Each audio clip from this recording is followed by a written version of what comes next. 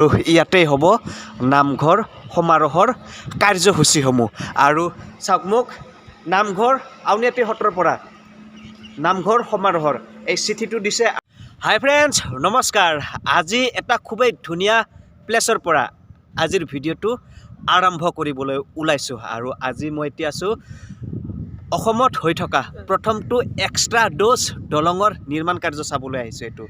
এইটো হ'ল গুৱাহাটী টু উত্তৰ গুৱাহাটী যিটো নতুন দলং হৈ আছে 6 লেনযুক্ত দলংটোৰ নিৰ্মাণৰ কাম চাব আহিছোঁ। আৰু তাৰ লগতে আপোনালোকক আজি দেখুৱাম অহা মাহৰ 2 তাৰিখৰ পৰা উত্তৰ গুৱাহাটীৰ যিটো আউনীআটী সত্ৰত আছে তাত এটা বহুত ডাঙৰ প্ৰগ্ৰাম আছে, মানে অনুষ্ঠান আছে, নামঘৰ সমাৰোহ। আৰু সেই অনুষ্ঠানৰ প্ৰস্তুতি চলি আছে। আৰু সেই অনুষ্ঠানটোৰ প্ৰস্তুতি কেনেকৈ চলি আছে সেইটো আজি আপোনালোকক মোৰ এই ভিডিঅ'টোৰ যোগেদি দেখুৱাবলৈ ওলাইছোঁ। আৰু আপোনালোকে যদি মোৰ চেনেলটো এতিয়ালৈকে ছাবস্ক্ৰাইব কৰা নাই, ফটাফট ছাবস্ক্ৰাইব কৰি লওক আৰু ভিডিঅ'টো চাই থাকক। বলক এতিয়া আপোনালোকক দেখুৱাবলৈ গৈ আছোঁ প্ৰস্তুতি। এতিয়া আপোনালোকক নামঘৰ সমাৰোহৰ তাৰমানে মুখ্য কাৰ্যসূচী, উল্লেখযোগ্য কাৰ্যসূচী কি আছে আপোনালোকক দেখুৱাইছোঁ। 2000 নামঘৰৰ ইতিহাস সম্বলিত নামঘৰৰ তৃতীয়খন পৰিচয় গ্ৰন্থ উন্মোচন কৰা হ'ব। 2000 নামঘৰীয়াৰ তাল বাদন আৰু সমূহীয়া নাম পৰিৱেশন। 2000 মহিলাৰ দিহানামৰ সৈতে 2000 শিল্পীৰ নাগাৰা পৰিৱেশন। 2000 শিশু শিল্পীৰ দ্বাৰা দিহানাম আৰু খোল বাদন হ'ব। 2000 মহিলাৰ শংখ আৰু উৰুলিৰ ধ্বনি আৰু অসমৰ আপুৰুগীয়া দুকুৰি নাম পৰিৱেশন হ'ব।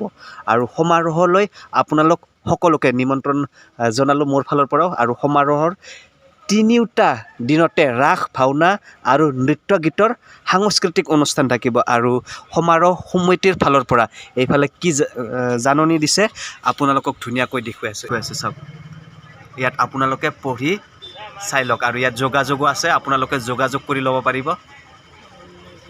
আৰু চাওক, মাজত মাত্ৰ 5 দিনমান বাকী আছে নামঘৰ সমাৰোহলৈ। আৰু সমাৰোহৰ কাৰণে আদৰণি গেট ইতিমধ্যে বনাইছে। আৰু এইফালে চাওক 2, 3 আৰু 4 ডিচেম্বৰ নামঘৰ সমাৰোহ তাৰমানে উদযাপন কৰা হ'ব। আৰু এইফালে এই গেটটোৰ ডাটা সোমেশ্বৰ পাটৰ। আৰু এইফালে আপোনালোকক অসমৰ 2গৰাকী জনপ্ৰিয় ইউটিউবাৰক ইয়াতে অংকন কৰিছে ধুনীয়াকৈ। আৰ্টিষ্ট হিমাংশু ধুনীয়াকৈ আঁকিছে। I love travel and food Bikash Chetri. আৰু এইফালে ডিম্পু, জনপ্ৰিয় ইউটিউবাৰ ডিম্পু বৰুৱাক ইয়াত ধুনীয়াকৈ আঁকিছে আৰ্টিষ্ট হিমাংশু। এনেকৈ যাব লাগিব অলপ আউনীআটী সত্ৰলৈ। এতিয়া আমি আউনীআটী সত্ৰলৈ গৈ আছোঁ।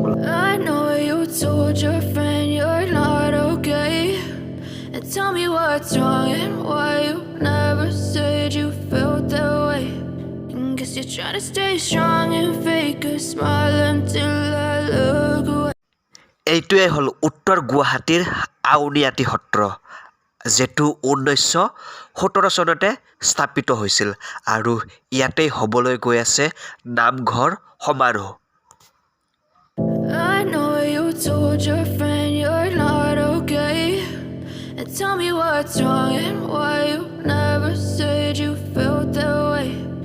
Guess you're trying to stay strong and fake a smile until I look. আৰু ফ্ৰেণ্ডছ, চাওক, এইটো যিটো আউনীআটী সত্ৰ আছে, এই আউনীআটী সত্ৰলৈ যোৱা পথত এইটো চাওক দুইফালে যিটো ৱাল আছে, এইফালে এটা ৱাল, এই ৱালবোৰত বহুত ধুনীয়া ধুনীয়া কথা লিখা আছে। আপোনালোকক দেখুৱাই আছোঁ মই। এইফালে চাওক, ক্ৰোধ সাক্ষাৎ যম, মানে খংটো বহুত বেয়া বস্তু। আপুনি যদি খংটো নিয়ন্ত্ৰণত ৰাখিব পাৰে তেনেহ'লে সেইটো এটা বহুত ডাঙৰ বস্তু। আৰু এইটো চাওক, দম্ভ দেশ মহাশত্ৰু, ইন্দ্ৰিয় জয়েই বীৰত্ব, এনেকুৱা বহুত ধুনীয়া ধুনীয়া কথা ইয়াত লিখা আছে। চাওক, নামঘৰে সমাজত সুশৃংখলা আনে, ঈশ্বৰৰ ওপৰত বিশ্বাস ৰাখিলে সেয়া সুখলৈ পৰিণত হ'ব। এনেকুৱা বহুত ডাঙৰ ডাঙৰ এই ৱালটোত বহুত ধুনীয়া ধুনীয়া কথা লিখা আছে। আৰু এতিয়া ব্ৰহ্মপুত্ৰ নদীৰ পাৰত এই নামঘৰ সমাৰোহৰ যি আয়োজন হৈ আছে তাতে আপোনালোকক সেইটো দেখুৱাবলৈ গৈ আছোঁ।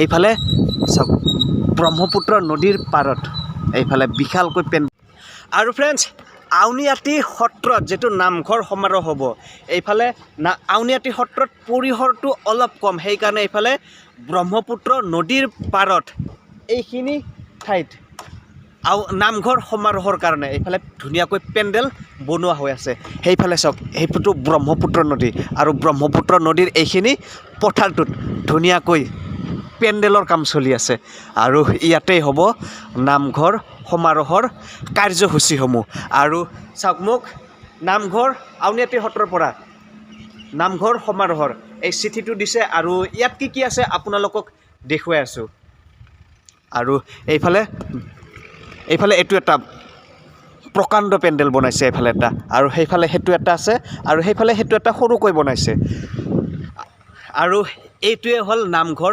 সমাৰোহৰ প্ৰস্তুতি উত্তৰ গুৱাহাটীৰ আউনীআটী সত্ৰৰ আৰু ধুনীয়া প্লেচত হৈ আছে এইফালে ব্ৰহ্মপুত্ৰ নদীৰ একেবাৰে পাৰত এইফালে এইটো পেণ্ডেলটো আৰু এইফালে এইটো এটা বনাই আছে আৰু ইয়াতে আহিলে আপোনালোকে ব্ৰহ্মপুত্ৰ নদীৰ ধুনীয়া এটা ভিউ দেখিবলৈ পাব আৰু নামঘৰ সমাৰোহৰ যিখিনি কাৰ্যাৱলী আছে যিখিনি কাৰ্যসূচী আছে আপোনালোকে সেইখিনি ধুনীয়াকৈ উপভোগ কৰিব পাৰিব নামঘৰ সমাৰোহ আউনীআটী সত্ৰ উত্তৰ গুৱাহাটী 2, 3 আৰু 4 ডিচেম্বৰত আছে আৰু ইয়াতে আপোনালোকে চাই লওক কি আছে ইয়াতে চিঠিটো কিন্তু বহুত ডাঙৰ কাৰ্যসূচীসমূহ চাওক